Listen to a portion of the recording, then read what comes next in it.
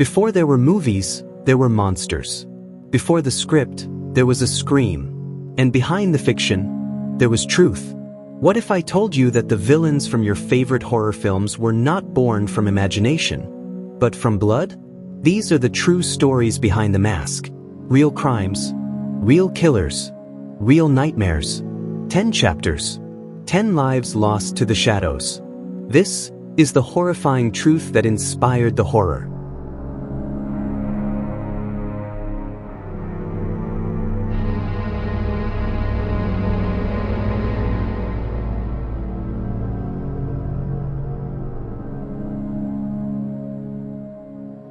When police stepped into that frozen farmhouse in Plainfield, they thought they were investigating a missing person. What they found instead was hell stitched together in a house of flesh.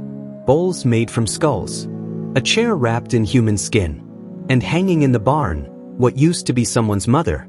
This wasn't a movie. This wasn't a nightmare. This was Ed Gein. And the truth is more horrifying than anything Hollywood ever dared to imagine. In the dead of winter, Wisconsin police stepped into what looked like an abandoned farmhouse and straight into a horror novel. What they saw wasn't just shocking, it was indescribable. A woman's torso strung up like butchered livestock, skulls turned into bowls, furniture upholstered with human skin. It wasn't fiction, it was Ed Gein's reality. The horror wasn't a movie, it was real. To the people of Plainfield, Ed was the shy handyman, the lonely man who lived with his elderly mother. He seemed a little strange, sure, but harmless. After his mother's death, Ed boarded up her room like a shrine and sank into isolation. He stayed mostly on his farm, barely interacting with others. What they didn't know was that he had turned his grief into obsession and his home into a mausoleum. Gein began robbing graves, carefully choosing women he believed resembled his mother. He'd carve their faces off, preserve their skin, and keep their body parts for projects. But that wasn't enough. In 1954, he killed tavern owner Mary Hogan. 3 years later, he murdered Bernice Wardens and strung her up like game. That was when the town finally noticed, and when horror spilled into the daylight. The discovery of Bernice's remains led authorities to search Ed's home. What they found stunned even the most seasoned investigators: face masks, nipple belts, and a full woman's suit made from human flesh. Gein admitted to the murders, and to countless nights spent digging up corpses. He claimed he was trying to become his mother, to feel closer to her in the only way he knew. Gein was declared insane and institutionalized until his death in 1984. But his grotesque legacy echoed into pop culture. He became the blueprint for 3 of cinema's most terrifying villains: Norman Bates in Psycho, Leatherface in the Texas Chainsaw Massacre, and Buffalo Bill in The Silence of the Lambs. Ed Gein didn't just inspire horror, he became its face.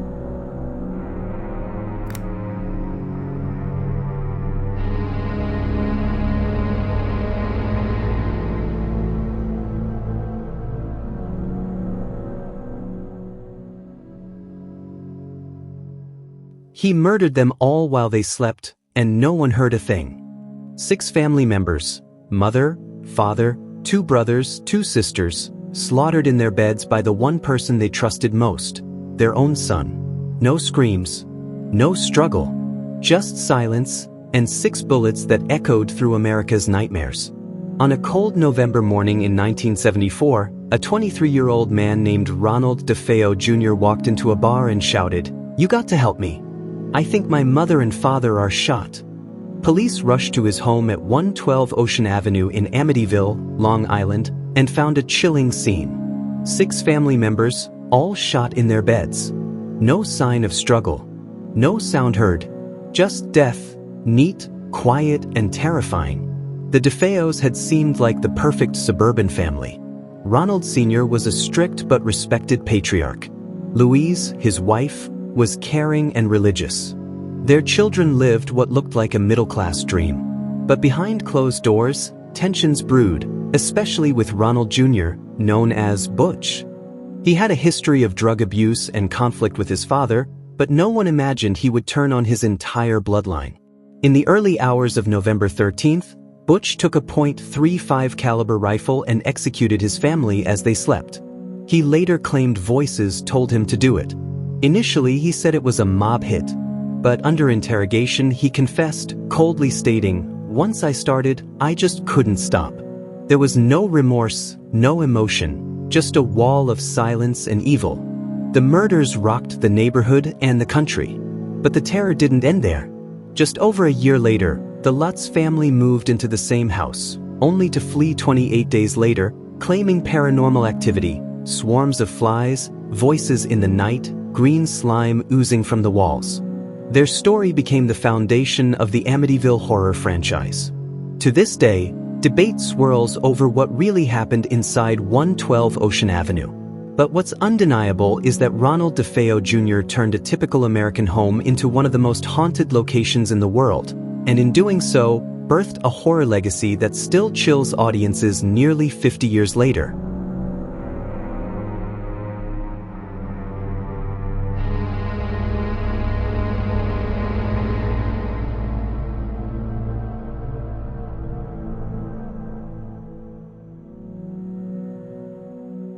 What if your child started speaking in a dead man's voice, and it wasn't a game? In 1977, inside a crumbling council house in Enfield, London, two little girls became the epicenter of one of the most terrifying hauntings in history. Toys hurled themselves across rooms. Beds shook violently in the night. And from the throat of an 11-year-old girl came a voice that chilled even seasoned police to the bone. "My name is Bill Wilkins, and I died in this chair." In the modest working-class neighborhood of Enfield, London, strange things began happening inside 284 Green Street. Furniture moved by itself. Toys flung across rooms. Voices echoed from empty spaces. It started with two sisters, Janet and Margaret Hodgson, and it ended with a nation haunted.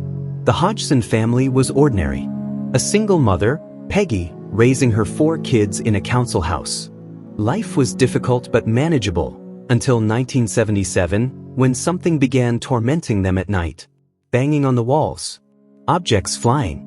Beds shaking. The girls screamed for help, and the mother, thinking it might be a prank, soon witnessed the impossible. As news of the activity spread, journalists, psychics, and investigators swarmed the house.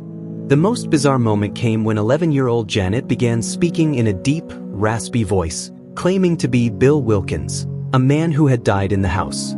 Her voice and behavior were so unnatural that even skeptics struggled to explain them. Some believed the girls faked it, but others were convinced this was real. The haunting continued for 18 months. Janet was photographed levitating in midair. Police witnessed chairs sliding across the room on their own. Paranormal investigators from the Society for Psychical Research documented hours of unexplainable occurrences. Whether hoax or horror, Enfield had become a phenomenon. The Enfield Poltergeist inspired books, documentaries, and The Conjuring 2, placing Ed and Lorraine Warren at the center of the supernatural mystery. Though many aspects remain contested, one truth stands. Enfield changed how the world views hauntings, possession, and the terrifying possibility that evil sometimes lives rent-free.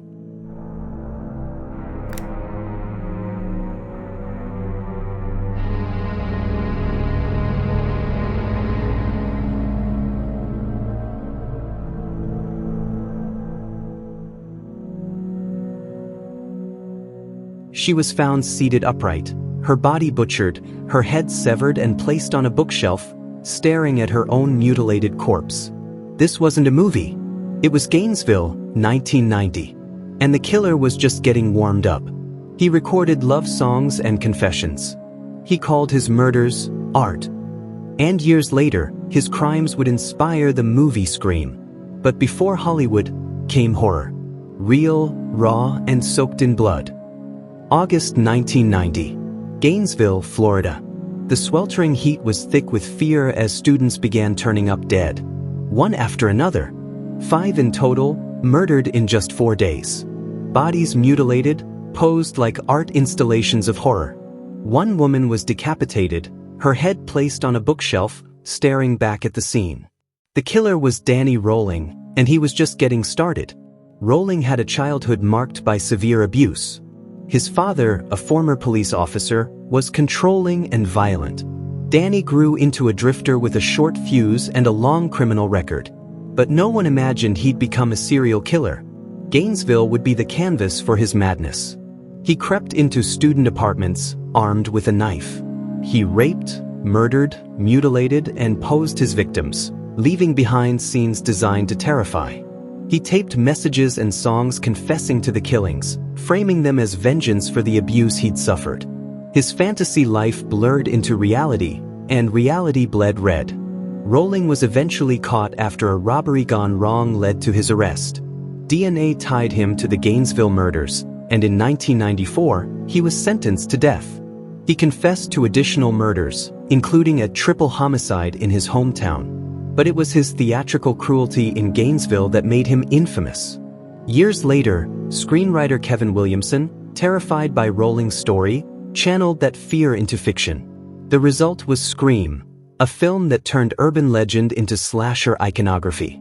But behind the Ghostface mask was a real man, a real blade, and real screams that echoed long before the box office.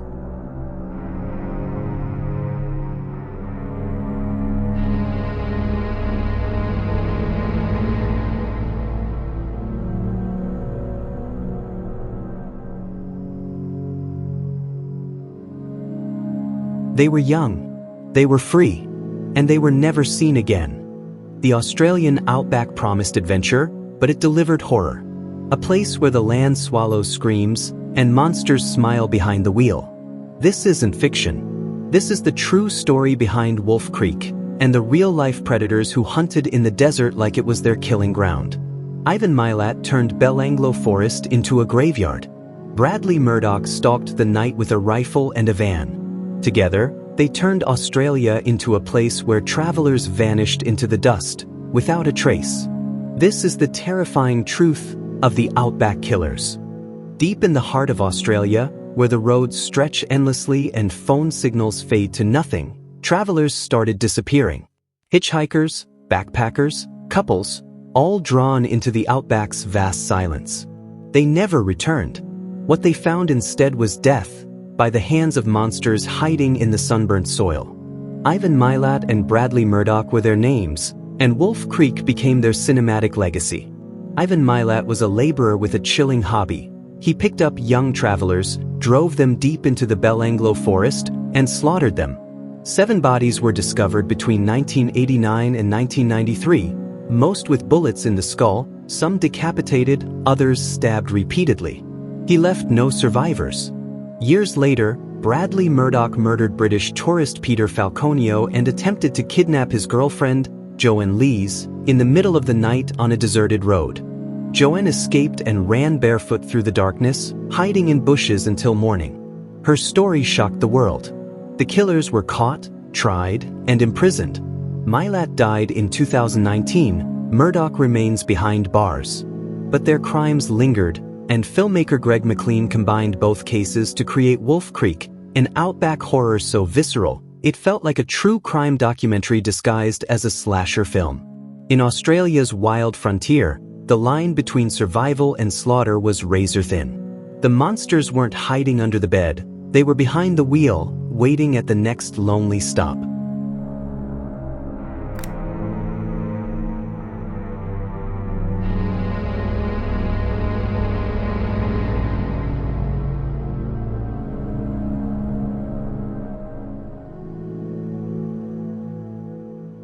He claimed to have murdered over 600 people, but what if the real horror wasn't what he did? But what the system let him get away with? A drifter with a dead gaze, a childhood soaked in blood, and a mouth full of lies, Henry Lee Lucas became America's most confessional serial killer. Police believed him. The media fed him. But behind every false confession was one undeniable truth. Some of those murders actually happened. In the underbelly of America, drifting from state to state with a glassy stare and a crooked smile, Henry Lee Lucas confessed to hundreds of murders. Some thought he was a monster. Others thought he was a fraud. But the truth lay somewhere in between. A patchwork of horror, manipulation, and real bloodshed. Lucas was born into violence. His mother was a prostitute who forced him to watch her work, his father a legless alcoholic. By age 13, Lucas had already experienced more darkness than most see in a lifetime. After serving time for killing his own mother, Lucas drifted with his partner Otis Toole, allegedly committing murders along highways, in towns, and across state lines. In the early 1980s, after being arrested for an unrelated killing, Lucas began confessing 1, 10, then hundreds of murders. Law enforcement across the country were eager to close cold cases, and Lucas delivered names, dates, even drawings. But soon, journalists realized something didn't add up. He was confessing to crimes committed in places he couldn't have been. Many of his confessions were proven false. But some, like the murder of an elderly woman in Texas, were real. Lucas was ultimately convicted of 11 murders and sentenced to death, later commuted to life. He died in 2001, shrouded in lies and half-truths. The film Henry, Portrait of a Serial Killer, portrayed a man devoid of empathy, killing not out of motive but out of void. And while Lucas's body count may have been inflated, his story remains a brutal reminder that truth can be as chilling as fiction, and fiction can sometimes feel more honest.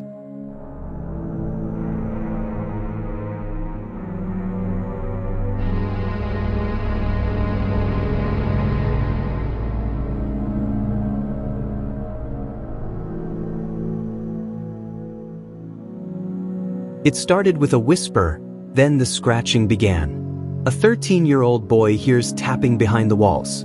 Furniture moves on its own. Claw marks appear on his skin, spelling words no child should ever know. Doctors are baffled. Priests are attacked. And what happened in that hospital room? Made seasoned nurses scream and flee. This isn't just a ghost story. This is the real possession that inspired The Exorcist. And it's far more terrifying than Hollywood ever dared to show. In 1949, a 13-year-old boy in Washington, D.C., began experiencing unexplainable phenomena. Strange noises echoed through his room. Objects moved on their own. Words scratched into his skin. He spoke in guttural tones, foreign languages, and claimed something evil had taken hold of him. His name was Roland Doe, a pseudonym given to protect the boy whose story would become the foundation of The Exorcist. Roland had turned to a Ouija board after the death of a beloved aunt. What followed were weeks of escalating terror. His family, devoutly Catholic, turned to doctors and priests. One priest attempted a home exorcism, only to be attacked and injured. Eventually, Roland was moved to a hospital in St. Louis, where Jesuit priests conducted a series of full-scale exorcisms. Over several weeks, the boy screamed, thrashed, spat, and levitated. Crosses reportedly burned into his skin. Nurses and doctors witnessed the events. Some believed it was possession. Others thought it was severe trauma or mental illness. But the case was well documented and eerie beyond explanation. William Peter Blatty stumbled upon the case while at Georgetown University. He used the story as inspiration for his 1971 novel The Exorcist, which was adapted into the 1973 film that left audiences vomiting, fainting, and rushing for the exits. To this day, skeptics argue over the authenticity of Roland's possession, but believers insist he encountered something truly evil. Whether spiritual or psychological, the horror that erupted from that boy's body would ripple through pop culture for generations.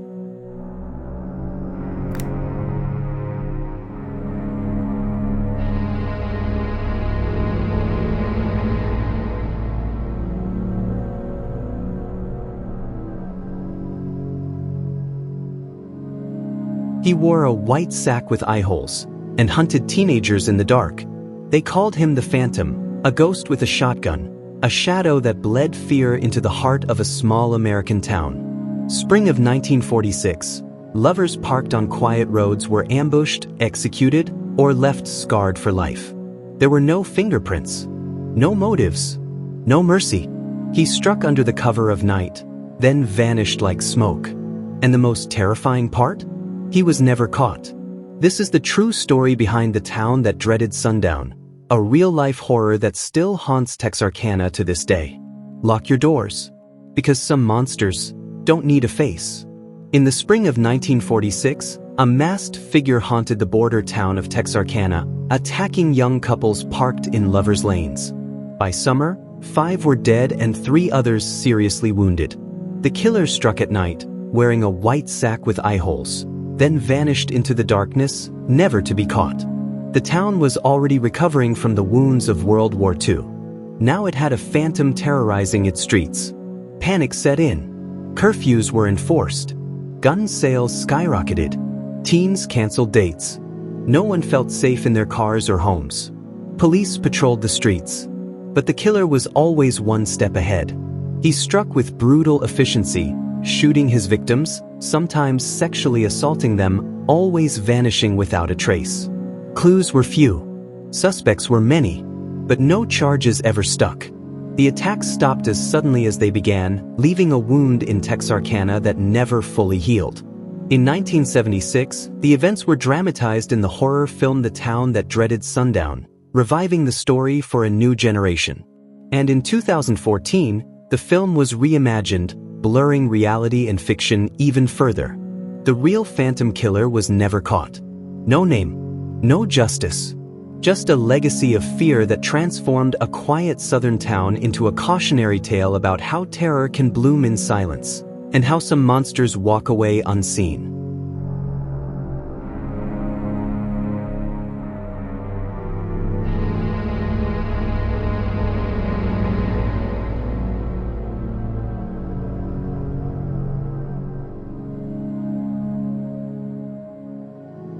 What if I told you Hannibal Lecter was real? Not a myth, not a Hollywood fantasy, but a real-life doctor who dismembered his lover with surgical precision, then calmly went back to work as if nothing happened. In the 1960s, buried deep in a Mexican prison, author Thomas Harris met a man so chillingly polite, so unnervingly composed, that he became the blueprint for one of the most terrifying villains in cinematic history. His name? Dr. Alfredo Bally Trevino. And unlike Lecter, he didn't eat his victims. He made you trust him first. In the shadows of a Mexican prison in the 1960s, author Thomas Harris met a man unlike any he had ever encountered. Dignified, soft-spoken, intelligent, a doctor, but also a convicted killer. His name was Alfredo Bally Trevino, and he was the inspiration behind Dr. Hannibal Lecter. Bally was a respected physician from Monterrey. He was convicted in 1959 for the murder and dismemberment of his lover, Jesus Castillo. Using his surgical knowledge, Bally dismembered the body and attempted to hide the remains. Cold, calculated, and eerily composed, he was sentenced to death, later commuted to life in prison. Harris, researching for a novel, met Trevino while visiting another inmate. But it was Trevino who captured his imagination. This wasn't a raving lunatic or a deranged brute. This was a man of culture and control, a doctor who could discuss wine pairings and medical journals in the same breath as autopsies and executions. He would eventually be released in 1981 and lived quietly until his death in 2009. But the seed had already been planted. Harris would write The Silence of the Lambs, bringing Hannibal Lecter to life, a refined cannibal with a monstrous appetite and a therapist's charm. Trevino never ate his victims, but he inspired a villain so iconic that the world would forever fear the man who can kill with intellect and smile while doing it.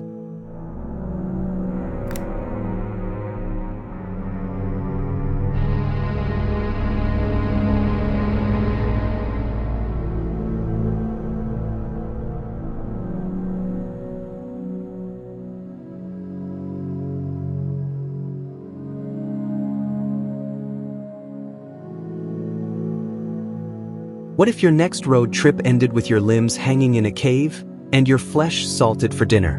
In 16th century Scotland, dozens of travelers vanished, entire caravans swallowed by the earth.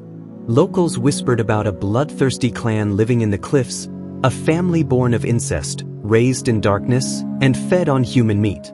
Led by one man, Sawney Bean, they butchered and ate over 1,000 people, then vanished into legend. When authorities finally found their lair, what they uncovered was straight out of a horror movie. Piles of bones, hanging torsos, salted limbs. Some say it's just myth, but if it's just a story, why do people still disappear near those cliffs today? In the damp coastal caves of 16th century Scotland, Legend tells of a man named Sonny Bean who, along with his incestuous clan of 48, murdered and ate over 1,000 people. Travelers who disappeared along desolate roads were ambushed, killed, butchered, and consumed. Their bones were tossed into the sea or left to rot at the foot of the Bean clan's hidden lair. The story goes that Sonny, born into poverty, rejected society and fled into a cave with his wife. Over 25 years, they raised children and grandchildren, creating a monstrous lineage of inbred savages. Their appetite for human flesh knew no end. Entire caravans vanished. The authorities were baffled. Eventually, their crimes were discovered when one of their would-be victims escaped. A search party unearthed their lair, strewn with human limbs, salted body parts, and piles of bones. The entire family was captured and executed without trial, burned alive in what many saw as divine retribution. Historians debate whether Sonny Bean truly existed. Some believe it was anti-Scottish propaganda. Others think it was a cautionary tale gone wild.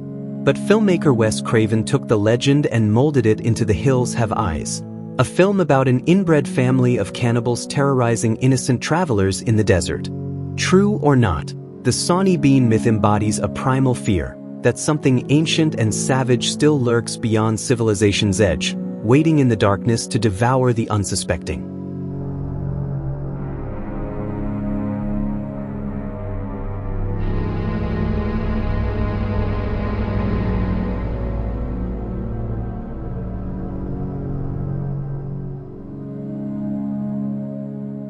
Horror movies end when the credits roll. But the victims we've spoken of today never got that luxury. They were real. Their killers walked among us. And their stories still echo in film, fear, and folklore. If this deep dive into the darkest corners of human nature gripped you, don't forget to like, subscribe, and hit the bell. Because the next time you see a slasher on screen, ask yourself, was it really just a story? Like and subscribe.